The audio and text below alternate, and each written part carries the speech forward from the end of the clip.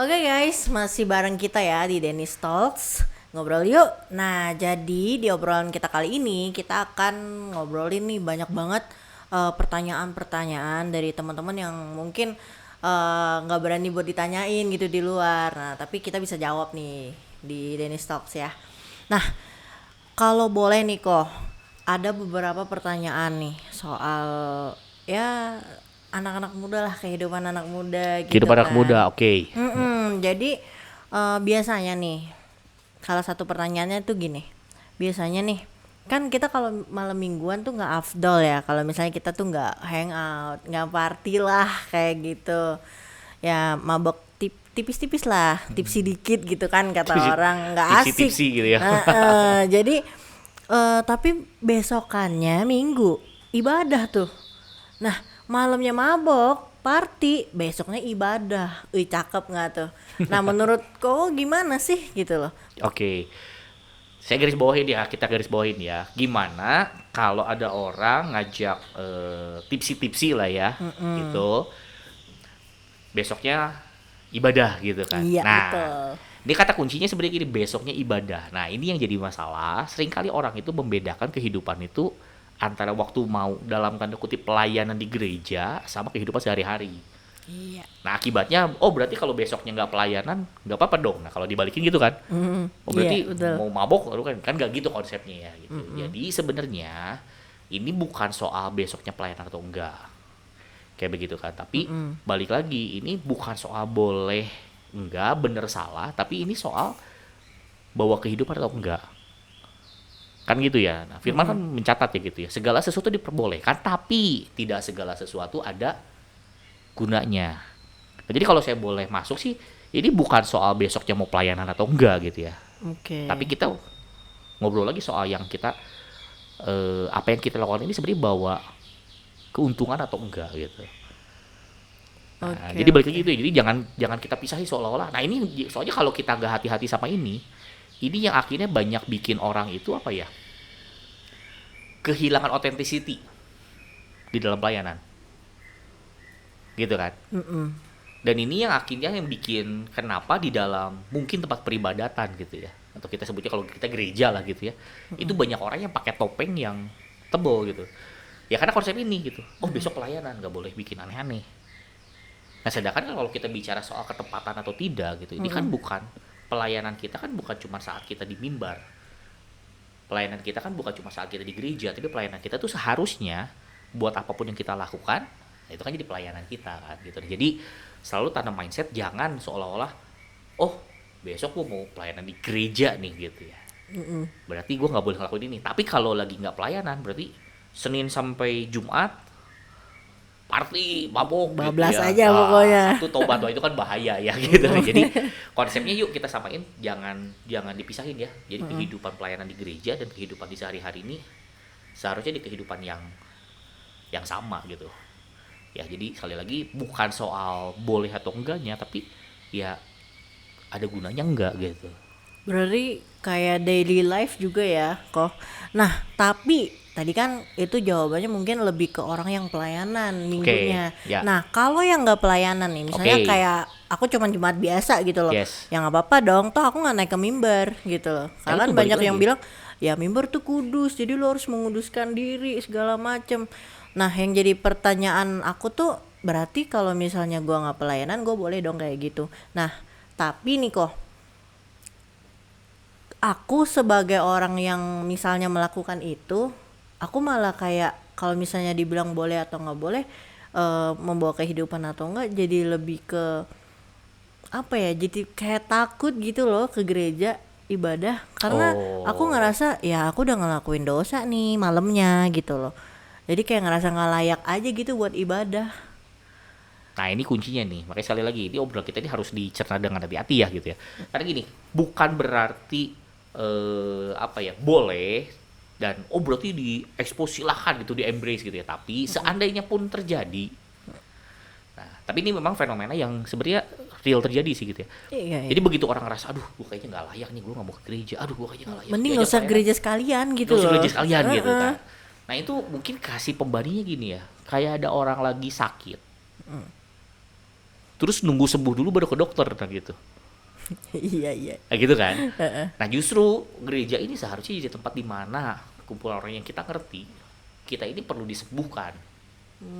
Tapi kesadaran itu dulu yang mesti penting dulu ya. Iya. Gitu. Jadi waktu kita datang, kita bukan datang karena saya baik, saya datang ke gereja kepala tegak dan berkata, wah saya orang kudus nih, saya suci, saya layak gitu. Nggak gitu konsepnya gitu. Tapi justru ketika kita datang cari Tuhan, kan kita datang dengan kesadaran kalau kita ini masih perlu Tuhan. Ya, betul. Nah gitu kan, justru karena kita tahu kita sakit, kita butuh Tuhan untuk sembuhin kita kan begitu ya. Di atas sakit di roh kita, di jiwa kita gitu. Nah makanya kalau kita nunggu sehat dulu baru ke dokter, ya aneh gitu kan. Nah, Yang tapi penting sembuh. gitu kan. Nah, jadi kalau orang ngerasa kayak, aduh saya udah lakuin kesalahan, nggak usah ke gereja aja sekalian. Ya menurut saya sih itu kan berbahaya ya. Itu sama kayak orang, kamu butuh penanganannya yang intens dan kamu nggak diobatin, bisa-bisa malah jadi fatal kan gitu ya. Nah justru seharusnya di tempat inilah kita datang untuk kita disembuhkan gitu ya. Jadi jangan sampai nggak datang ya. Justru kalau kamu lagi ngerasa wah saya nggak layak, wah tepat, itulah saat yang tepat kamu cari Tuhan. Nah Ya, betul. jangan justru sih, jangan justru menjauh ya gitu. Nah, Koko barusan ngomong kata menjauh.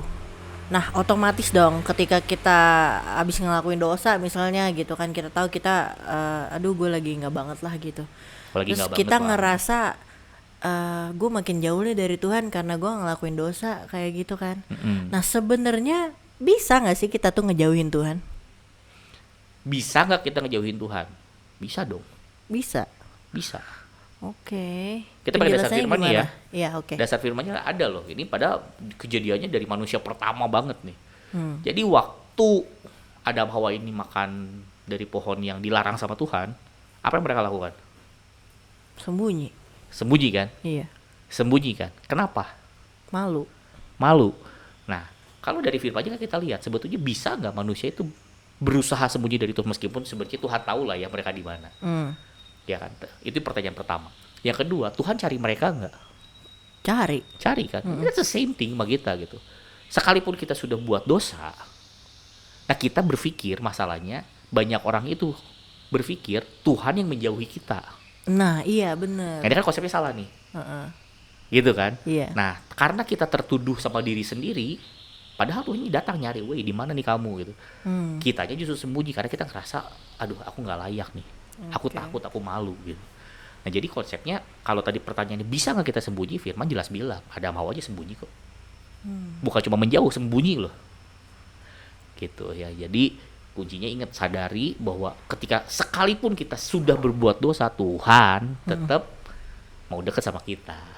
Cuma memang dosa ini membuat jadi ada pembatasnya gitu kan. Tapi karena karya Yesus di kayu salib, ya selama kita mau bertobat dan kembali sama Tuhan, ya kita bisa diampuni gitu.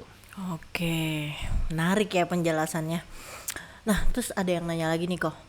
Misalnya nih, ya berarti kan kita punya lah circle gitu kan. Nah, ketika kita misalnya udah memutuskan kita nggak mau lagi nih untuk ikut circle yang negatif gitu kan, yang party, mabok-mabokan segala macam kayak gitu. Terus kita tuh kayak dikatain lah, alah munafik loh gitu loh, kemarin juga bareng kita gitu kan. Jadi kayak ya diceng-cengin lah, dikatain munafik, sok suci. Nah cara nanggepinnya gimana ya kok? Otomatis kan kayak ih apaan sih gue dikatain munafik. Nggak, gitu. nanggepin kemana dulu nih? Nanggepin ke yang ngatain kita atau nanggepin ke diri sendiri? Ini beda soalnya treatmentnya. Kalau bisa jawab dua-duanya. Jauh dua-duanya. Karena Mana dulu? Karena Nah, kita butuh gitu loh. Maksudnya untuk menanggapi teman-teman dulu deh ketika Oke. mereka ngatain kita gitu. Padahal kita kan effort juga ya untuk Oke. menjadi lebih baik kayak gitu. Ya. Kita bagi dua ya. Tapi saya percaya lebih penting ke dalam dulu daripada keluar dulu. Gitu ya. Nah, jadi kalau kita ngeresponnya kayak gimana? Nah, respon yang pertama tuh kita harus respon ke diri sendiri dulu. Gitu kan. Nah, karena banyak orang akhirnya sungkan. Gitu kan, sungkan ngerasa aduh gue sok baik nih, ada segala macam gitu ya. Tapi ada satu quotes yang saya juga pernah denger sih ya, ini saya tapi nggak tahu siapa yang ngutip pertama kali, jadi saya izin quotes tapi saya nggak tahu siapa nih gitu ya. Cuma ada sebuah kalimat, sebuah statement yang bilang gini, bagus ya. Dia bilang gini, kalau di dalam hidup kamu tidak punya seorang pun yang bener-bener dekat, yang ngerti, yang mendampingi kamu, gitu ya, seorang teman, seorang sahabat, atau seorang pendamping atau apapun yang benar-benar memang ada sama kamu, Ya gitu ya, bestie lah ya, ya bestie. bestinya lah, gitu ya, ya kamu harus doa sama Tuhan, Kenapa tuh? karena kita nggak bisa sendiri, Oke. gitu kan. Tapi nggak selesai di situ. Kalau dalam hidup kamu punya terlalu banyak orang di sekitar kamu yang kamu anggap itu bestie kamu. Kan banyak orang bilang gitu, itu bestie aku gitu ya. Jadi rasanya teman sama bestie itu nggak jelas, rancu lah, gitu kan. Orang ini bilang gini, justru kamu harus doa lebih kencang sama Tuhan, Loh kenapa? Bukannya banyak teman bagus ya? gitu kan. Heeh. Kenapa? Karena seringkali ketika kamu dikelilingi terlalu banyak orang dan orang suka sama kamu, dan nggak ada yang nggak suka sama kamu lah gitu ya. Jangan-jangan itu karena kamu nggak punya value aja di hidup kamu. Gak Karena punya value. iya, karena gini, value itu suka nggak suka akan membuat orang itu mulai terpisah sama kita. Artinya kudus itu dipisahkan. Kudus tuh bukan berarti saya nggak ngelakuin, saya nggak membunuh, saya nggak berzina, saya nggak mencuri gitu. Salah satu arti kudus itu artinya rela dipisahkan gitu. Dipisahkan kan dari dunia, kan gitu. Nah masalahnya ada banyak orang. Kenapa akhirnya disukai begitu banyak orang? Karena yes man, people pleaser.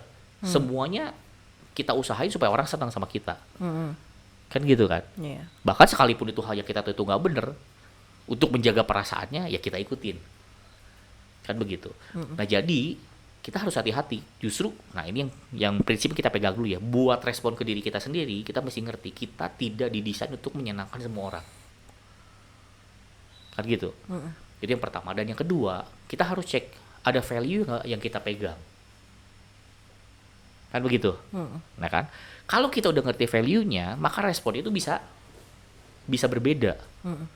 Contoh, misalkan, ini kita respon keluar, kita lanjut nih. Oke, kalau kita udah selesai sama value yang dipegang ya gitu. Nah, misalkan nih, orangnya ngajak, oke ayo kita pergi. Nah, misalkan begitu kan. Kalau kita tujuannya menyenangkan orang ini, nanti diajak ke sana, diajak mabuk lagi, kita pasti ikut lagi. Iya nggak enakan. Nggak enak soalnya. dong. Heeh. Ya kan? Ya, jadi waktu kita pergi, kita datang ke sana, awalnya udah mulai dari situ dulu kan. Nah, udah masuk dari situ, nanti begitu di sana minum, wah nggak asik lu gitu kan. Ya akhirnya mau nggak mau jadi minum lagi. Udah satu aja, dua, tiga. Kalau nggak punya value, kita kan terus ikutin untuk nyenengin orangnya tuh kan. Nah, responnya kan jadi salah nih. Nah, tapi kalau kita punya value, ada dua kemungkinan. Ya, so kita bisa tolak. Dengan kemungkinan orang itu jadi yang ngata-ngatain kita lah ya. Mungkin langsung ngejauh sih enggak, cuma dibilang lu nggak asik, lu sekarang lu berubah lu gitu ya. Which is ya berubah tuh sometimes good loh. Berubah tuh gak selalu buruk ya. Iya. Gitu kan. Yang pertama. Atau yang kedua, kalau kita memang tahu ini orang dan Tuhan gerakin, tapi nggak semua ya, mungkin kita bisa tetap datang ikut. Tapi bukan karena kita sungkan sama orangnya, tapi justru kita ngajak mereka untuk bisa sama-sama berhenti, atau kalau nggak berhenti ngurangin dulu lah. Kan begitu. Nih kalau di circle pertemanan orang ke klub itu, pasti ada satu orang yang apa ya, yang nggak pernah minum, yang nggak pernah mabok, yang ketika teman-temannya mabok dia yang nyeterin pulang. Nah, itu Pawang. pasti ada ya yang pawangnya begitu ya gitu. Iya. Nah kalau yang tadinya ininya ikutan mabok, ikutan minum, ya kan, ketika punya value-nya memang kita oke, saya mau jagain teman-teman saya, tapi bukan berarti kompromi ya. Kita harus ukur kekuatan juga nih, ya kan. Iya. Bisa nggak kita justru nemenin mereka untuk supaya oke jangan mabok ya, oke lu cukup minumnya, kan gitu. Nah, jadi semua tuh bisa responnya berbeda-beda. Oh berarti boleh pergi ya, tergantung. Inilah pentingnya, makanya balik lagi, kalau dalam yang kita yakini, semua tuh kita harus namanya shema, denger. Kalau Tuhan bilang jangan ya jangan, Oke. gitu kan. Nah, kita tuh sukanya hitam putih kan, gitu kan. Boleh tidak. Ya kalau gitu, seperti yang Yesus lakukan di hari Sabat, nyembuhin orang sakit. Fleksibel aja ya. Yang penting dengar kata Tuhan dulu. Bukan apa. fleksibel, tapi dengar kata Tuhan. Beda. Fleksibel tuh hati-hati, karena fleksibel Oh. tuh rancunya nanti kita seolah-olah kayak boleh. Kuncinya cuma satu, belajar apa-apa tuh tanya Tuhan. Oke. Jadi namanya shema, dengerin, lakukan. Dengerin, lakukan. Kalau Tuhan, kalau kitanya sok jago, misalkan kita tahu di kelemahan kita minum, ya kan? Tapi kita nggak doa tanya Tuhan boleh nggak, atau Tuhan ini saya harus gimana, gitu. Terus kita bilang, oh bisa lah, gitu. percaya yang tadinya niatnya mau nolong malah ikutan mabok biasanya. Iya. Karena kekuatannya bukan lagi dari Tuhan tapi dari diri sendiri. Karena kita ngerasa gue bisa nih. Nah biasanya kalau orang sudah mengandalkan kekuatan manusia itu jatuh. Tapi kalau kita karena ikut Tuhan, kau tahu. Tapi kalau memang Tuhan yang memang bawa aku ke situ, ya aku mau nurut. Ada satu statement yang mungkin contoh yang ada di Alkitab lagi. Ada satu pribadi yang kita semua tahu namanya Yesus Kristus Tuhan. Gitu kan. Pernah baca ayat yang gini, Ping? Hah? Kamu tahu kan kenapa dia duduk sama pemungut cukai? Kok orang ini duduk sama orang-orang yang dalam tanda kutip nggak layak lah. Berdosa, orang-orang Berdosa kan. Tapi Yesus lakukan itu. Tapi yang membedakan Yesus tidak berbuat dosa. Nah itu bedanya kan begitu. Ya duduk sama orang yang berdosa itu bukan sama dengan kamu melakukan dosa. Karena Yesus datang ke situ untuk membawa mereka keluar dari dosa kan gitu. Nah jadi selalu yuk kita pahami konteksnya dulu. Jadi kita nggak bisa bilang oh harus B harus C gitu. Karena at some point ya balik lagi. Firman-Nya bilang aku hanya melakukan apa yang aku dengar dari aku yang aku dengar dan aku lihat dari Bapakku gitu kan. Jadi belajar dengar, belajar minta tuntunan Tuhan apa yang harus kita lakukan. Jadi saya nggak akan bisa jawab langsung dari boleh atau enggak. Kuncinya jawabannya satu. Kalau masalah keras pokernya doa dulu tanya Tuhan. Ya. Tapi saya nggak dengar ya. At least kamu tanya. Gitu kan. Iya. Minta tuntunan Roh Kudus. Karena saya percaya Roh Kudus itu dan Tuhan itu bisa mengarahkan kita gitu ya. Oke. Nah, tapi kalau misalnya nih pas kita ngingetin ke teman kita gitu kan, misalnya kita tahu ya minum-minum tuh nggak baik gitu kan, kita ngasih tahu nih, terus dia nggak suka, dia marah nih sama kita, terus kita dijauhin, gimana tuh kok cara kita ngadepin situasi yang kayak gini?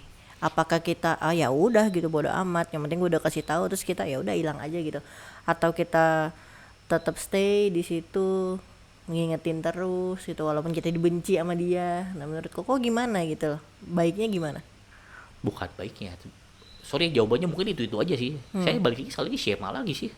Oke. Belajar dengar lakukan. Maksudnya gini, karena kalau ditanya tadi ya gitu, pertanyaan balik ke awal. Dia kan udah pertanyaan kalau dibenci gitu kan. Nah pertanyaan awalnya waktu kamu ngomong kamu tanya Tuhan dulu nggak? Oke, berarti tarik ke belakang dulu Ke ya. belakang dulu karena pertanyaan gini, ada momen-momen. Justru orang tuh gini loh. Gini deh kita ngomong realita yang terjadi ya. Pernah nggak ada momen Ping nih? Lagi, aduh pokoknya orang mau ngomong apapun nggak akan masuk udah sebel deh. Pernah sih. Pernah kan? Pernah Ya. Terus tiba-tiba ada orang datang ceramah Ping. Kamu tuh harusnya begini. Pertanyaan saya kira-kira kamu dengerin nggak?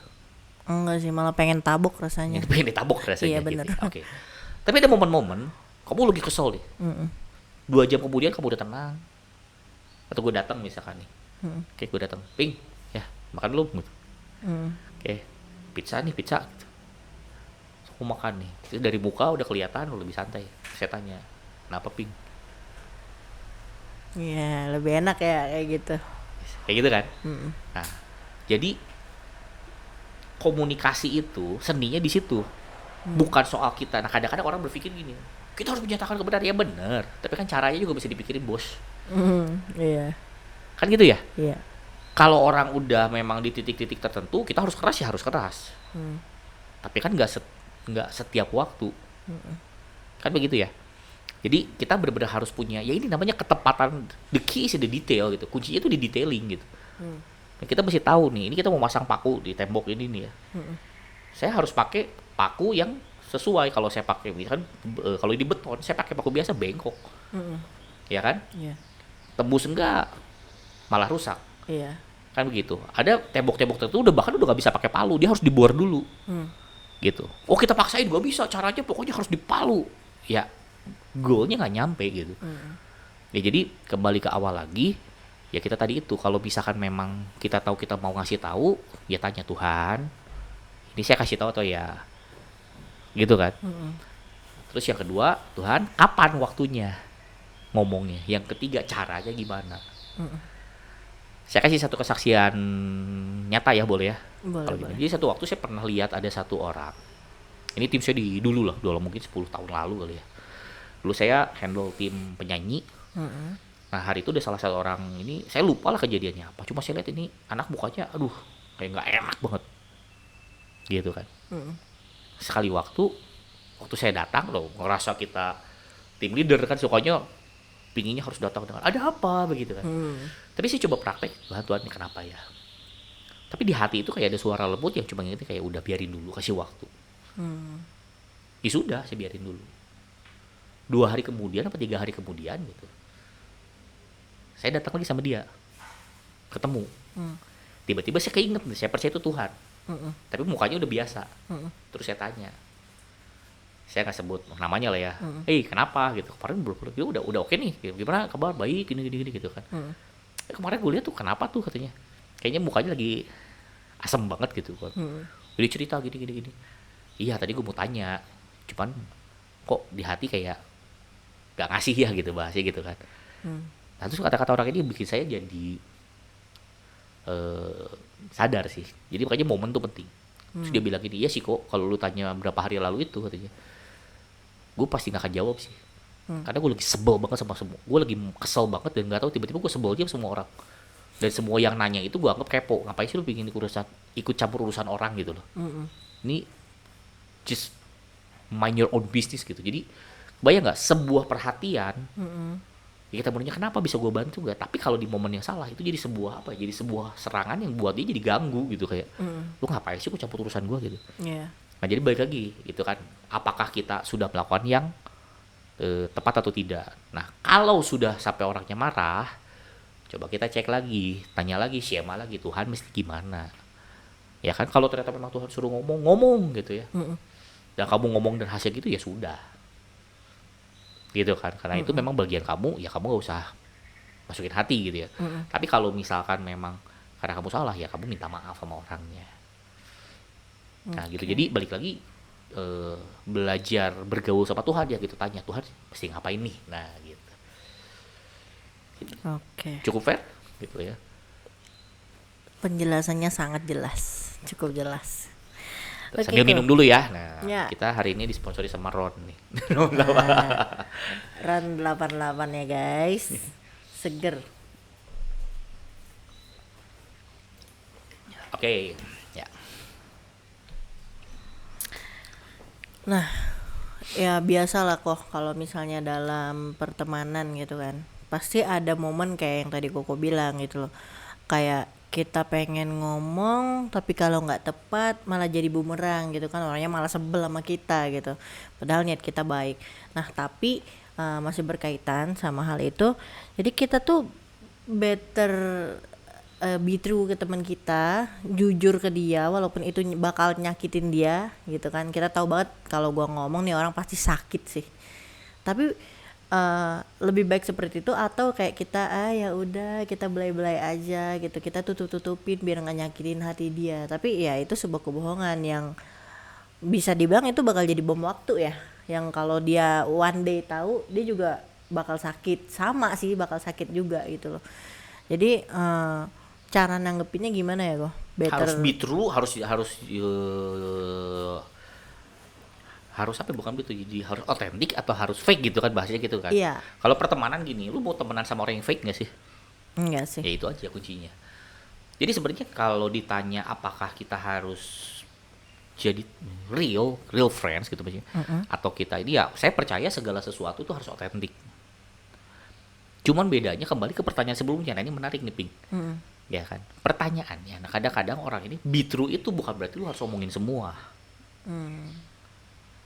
Nyablak banget gitu. Kan ada kan orang yang semua dikomentarin kayaknya, Ping kayaknya ini lu begini deh, Ping nanti kacamata lu begini, lu Ping kayak ada beberapa hal yang memang apa ya nggak perlu, itu di luar urusan kita gitu loh. Nah kadang-kadang orang tuh gimana ya, begitu udah berteman rasanya dia punya hak untuk komentarin semuanya, nggak gitu. Kayak udah nggak ada batasan gitu. Nah kan kuncinya di situ ya, tetap otentik tapi tetap punya respect. Gitu. Jadi kalau untuk fake sih saya nggak kalau saya pribadi ya, saya sih nggak mau punya teman yang fake ya, yang di depan di belakang beda. Menurut saya sih itu nggak temen justru kan maksudnya gitu. Kan kuncinya kalau punya temen gitu kan pertemanannya gitu kan. Kalau ngomong temen ya harus otentik gitu. Cuman ya namanya pertemanan yang otentik itu kita mesti ngerti namanya batasan-batasan.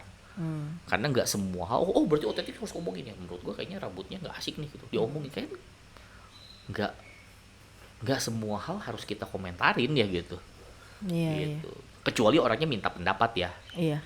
Nah, menurut gue gimana ya gitu. Boleh. Itu kan nggak tiba-tiba Nyeletuk aja gitu. tiba-tiba nyablak gitu. Atau misalkan saya datang nih, saya punya temen, dia punya keluarga nih, anak istri.